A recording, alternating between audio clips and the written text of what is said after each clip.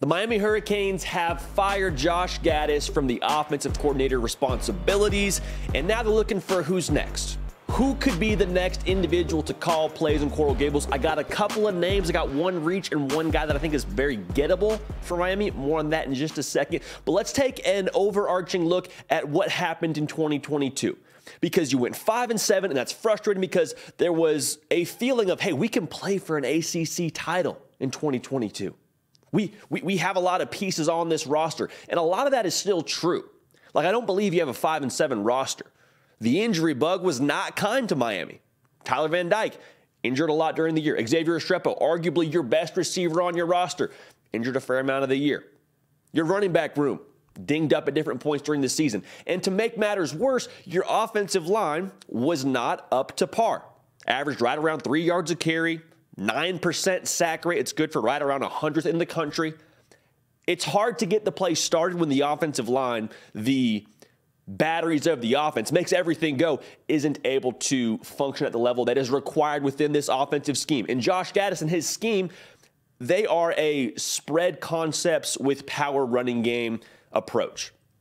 And my thought when he got hired in Coral Gables was it would be a little more of playing to their strengths. He would mold the offense around what they have in-house. I didn't see that. Y'all didn't see that. That was just kind of the reality. But they have a lot of pieces. You got a quarterback who threw for almost 3,000 yards, 25 touchdowns, and 6 picks in 2021. What changed? The scheme. What changed? His coach. So I'm not buying this narrative that Tyler Van Dyke just somehow got worse over the course of a year. That is very difficult for me to fathom. There's a lot still in-house that is good at Miami. Like I said, TVD. The offensive line is getting revamped. You've done some things in the portal. You got Javion Cohen from Alabama. You have Francis Mauigoa, who is, according to Charles Power, Director of Scouting and Rankings here at On3, the most ready-to-play offensive lineman in the 2023 cycle. There's a lot to work with here. The ingredients at Miami aren't bad. Are they the best in the country? Some development probably needs to happen. Some revamping in the portal has happened and will keep happening in Coral Gables post-spring. The ingredients in Miami are not a 5-7 product. They were just put together that way. So sit tight. If you have not yet subscribed, we got a lot to talk about. We'd love to have you all a part of this community. Thank you so much for continuing to allow us to do content year-round. This is the People's Show. Everything that we know and love about this beautiful sport, we do it here every single day. Tuesday and Thursday, we're live. Follow me on the social channels at JD Pickell on Twitter and on Instagram so we can do more of what you want to see. Also, comment below this video. Who do you want to be the next OC in Coral Gables? Who do you want to be the next play caller at Miami? Like I said, have a couple of names for you that I want to give you here in just a few minutes. But what does this mean for Miami? Like, what does the firing of Josh Gattis after one subpar season tell us about Mario Cristobal and what he's doing? I think it shows a ton of urgency. To me, this is Mario Cristobal walking the walk. Because there's this perception and this track record of him being someone who's no nonsense. We're going to fix it. We're going to be blue collar. We're going to go about our business in a transactional and professional way. And great teams, I'll take it a step further. Great leaders, great coaches, they trust their gut and they make quick pivots.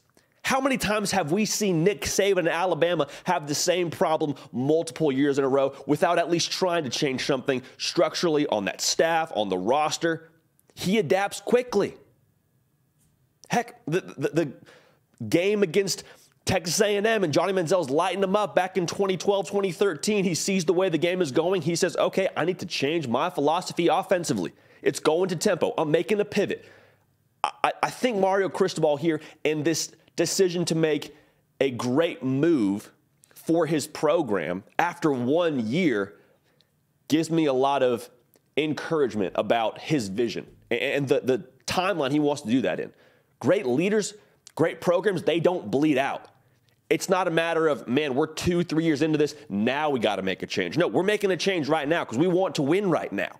And that's the world of college football. With NIL and the way Miami's being competitive in that space, and with the way the ACC's changing and the transfer portal, we can flip this thing quickly.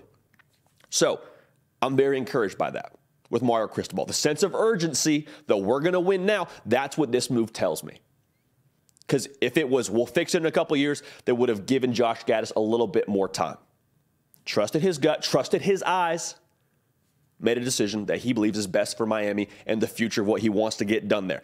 So, as I promised, a couple of names we got to look at. I believe we're going to get a hire here within the next week or so, is the word that is swirling around right now in Coral Gables, according to a 2024 quarterback recruit. The first one I'll say is a reach, and that's Joe Brady, the quarterback coach currently for the Buffalo Bills. Now, there is a lot of NFL buzz around Joe Brady, but what he did at LSU with Joey Burrow, come on, man. I mean, just that doesn't at least make you want to hit his line and say, Joe, weather's nice in Coral Gables. Tyler Van Dyke, you've seen what he has under the hood. You know the guy can play. You don't want to come coach him here? Again, I think that's a reach. The NFL buzz, to me, makes him a little more difficult to acquire to your team.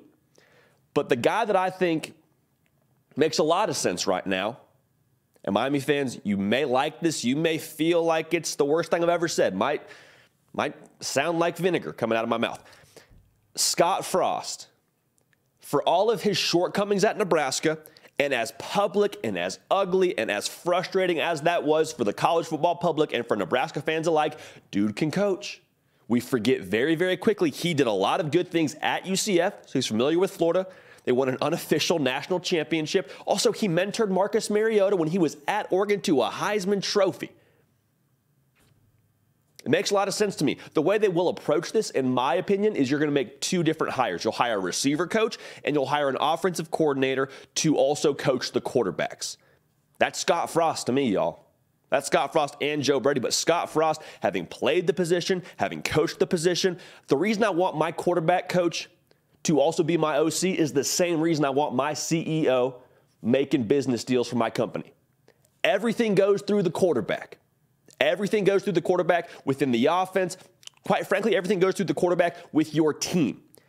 I want my OC to be synced up conversationally, conceptually, in the meeting room. Every single thing about the quarterback, I want to be in sync with my offensive coordinator.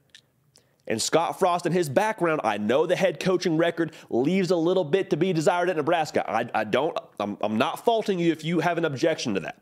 But Scott Frost, to me, with the names that are available, makes a ton of sense.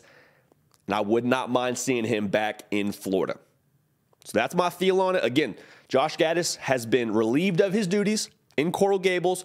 Credit Mario Cristobal for showing some sense of urgency and wanting to get this program headed in the right direction after what they saw in year one. It's not a 5-7 roster. It's not a 5-7 cupboard of ingredients at Miami. Good for Mario Cristobal for making a pivot ASAP. We appreciate y'all rocking with us, man. This is the People's Show. We're live on Tuesday, live on Thursday. Nick, break, lift, and heavy. Hit us in the comment section. Who do you want to be the next OC in Miami?